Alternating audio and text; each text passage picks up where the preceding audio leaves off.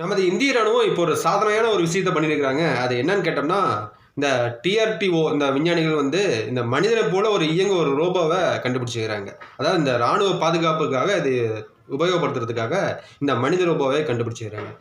இந்த மனித ரோபோ வந்து பார்த்தோம்னா, அந்த பூனேல ஒரு கண்காட்சியில இத வந்து அறிமுகப்படுத்துனாங்க. இத காட்சி பொருளாவும் ஆக்குனாங்க.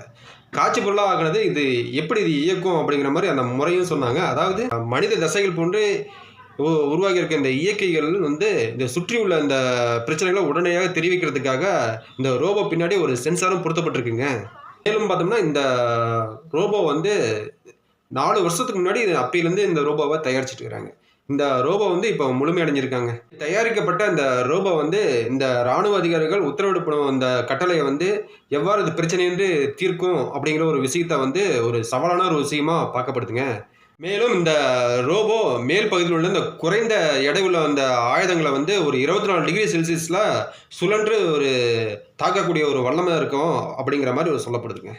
திரும்புதல், தாக்குதல், இழுத்தல், கதவை திறத்தல், அதுக்கப்புறம் இந்த வால்வுகளை திறத்தல் போன்ற விஷயங்கள்லாம் வந்து இந்த ரோபோவில் ஒரு ப்ரோக்ராம் பண்ணியிருக்கு அப்படிங்கிற மாதிரி சொல்லப்படுதுங்க. இந்த ரோபோ வந்து மிக விரைவில் அதாவது 2027 இது வெளிவரும் அப்படிங்கிற மாதிரி இந்த டிஆர்2 விஞ்ஞானிகள் சொல்கிறாங்க.